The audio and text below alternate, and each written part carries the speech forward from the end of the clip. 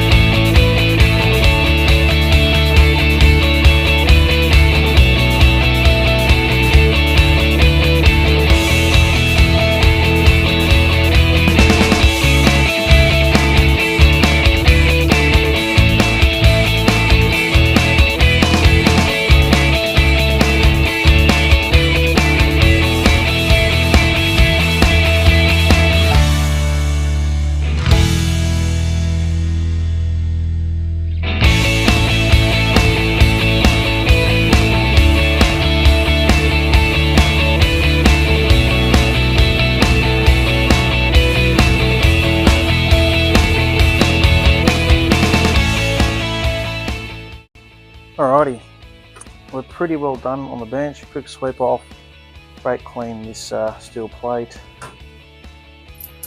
Then we're good to go. Let's get the Cruiser in.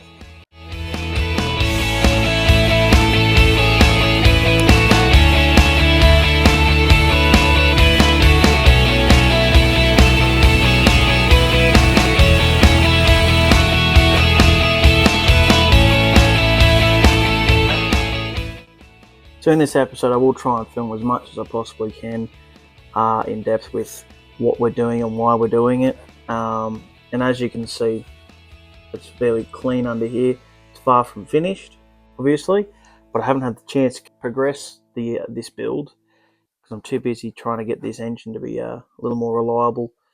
And when I say that, the engine itself has been absolutely flawless. It's just this oil cooler that seems to be giving us a lot of grief. So hopefully this will be the very last time it comes out, and we can fix this problem once and for all. I will also have to excuse the lighting. It's not going to be the greatest video quality, but I shall do my best. So prior to that, what we'll be doing, we'll make sure that if there is any coolant left, which I don't think there's a great deal, maybe just what's left in the bottom of the radiator, we'll remove the coolant so that it'll make this a little bit cleaner for us. And then we'll go with rotating the engine and get it to top dead center, cylinder 1 at top dead center. And then we start removing everything that's going to be in our way. So things like the airbox, the radiator, the fan, all the belts, the harmonic balancer will have to come off so we can get into the timing case, and that will be so we can line up the fuel pump correctly. I can then mark it as well to make sure that I get it within the exact teeth. Let's start ripping into her.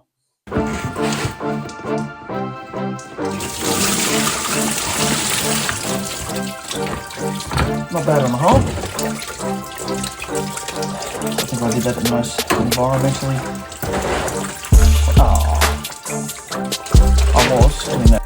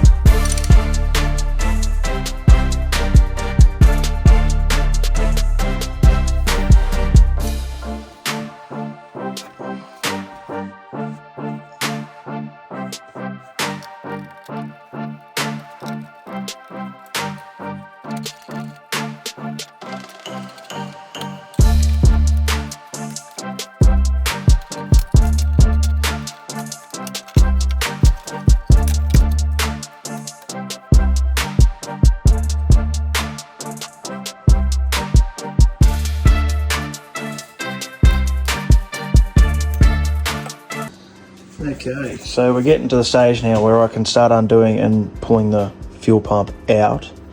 One of the key things you want to look into is, obviously, you've got this thing lined up Mickey Mouse. And ironically for me, I timed it so well, then I checked in here, this tooth here is lined up. So the most important thing is, obviously, once we remove this, we're going to actually undo this housing as well. And so that'll actually bring everything out. Rightio, we're back. Fast forward 12 hours, whatever it is. I had to pull up work to go get some new pullers to get the harmonic balancer off, because I'm going to have to pull it off now. So I guess I'll show you where we're at the moment.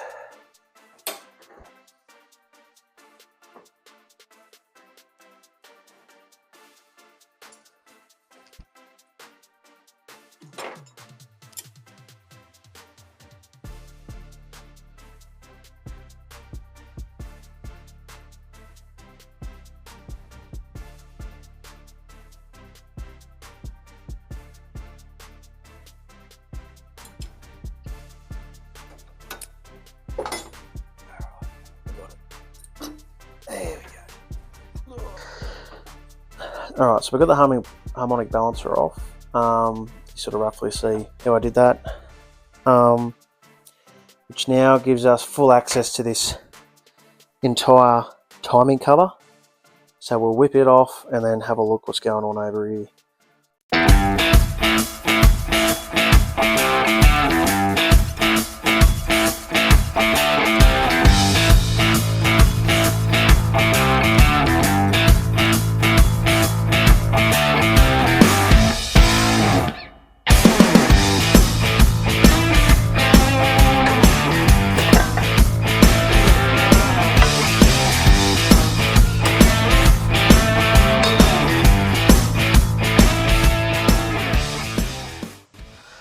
Now all of that unit is going to go pop out. We're ready to go. So I don't know if you can see there. Look at that sucker right there, holding us up underneath the fuel pump. It's very well hidden.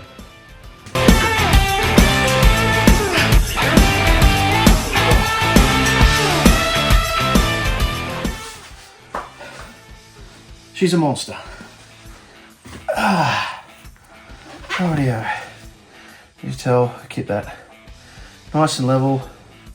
Got a little mark here. We've got our little mark here, that's in the inspection hole. And obviously we've got our teeth lined up on the timing gear, which I didn't really have to undo. It took me way too long to figure out that, that there was a bolt underneath here. Moving on. There we go, bit of light.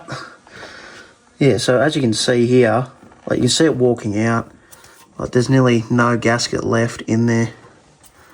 I reckon I can nearly, yeah, so look at that, it's just falling apart. You can see where it's just been walking out, where it started. Anyway, and it was absolutely bucketing out of here. First it was leaking down the back here, and I dodged that leak up with a bit of JB Weld, or can't remember exactly what it was. Anyway, it stopped it, or slowed it down I should say, until I could get to it, I guess. And then in that time, yeah, it just started walking out here. And so yeah, my assumption is this whole plate is no good, or it's warped or something along those lines.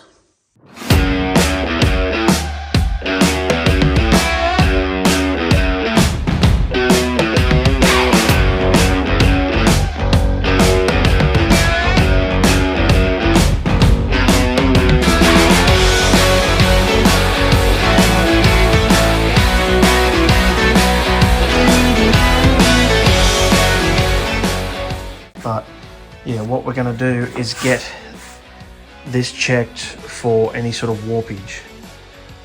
That's essentially what I'm doing. Instead of just putting a new gasket on it, throwing it back on, and hoping for the best, we'll make sure it is right. Because at the end of the day, if it is warped to any sort of degree, we're going to have to try and chase up another one, which is very hard to do on these old engines. Alright, so we've got that all cleaned up, ready to go. We've got the front half near the oil housing, filter housing, it's all cleaned up. The only one I've got left to do is the actual oil filter housing itself. And then if we run over here, you see, that's pretty much all cleaned up. I'm just going to wipe it down, put a bit of parts cleaner down, or tidy up with a bit of parts cleaner, rag. But the surface of it's all cleaned up, as you'll sort of see. You're not going to get it sort of much better than that. Anyway, let's get to assembly.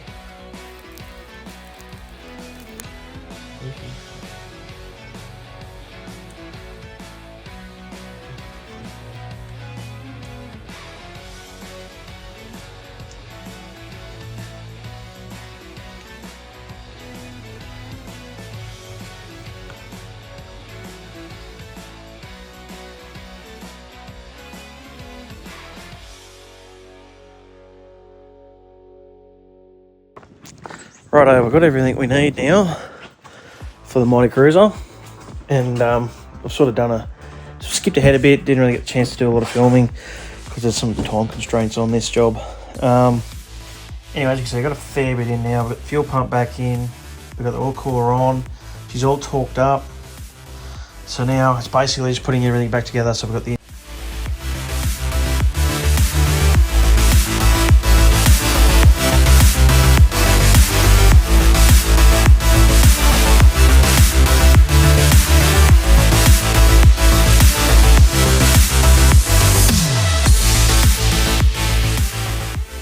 Many months later.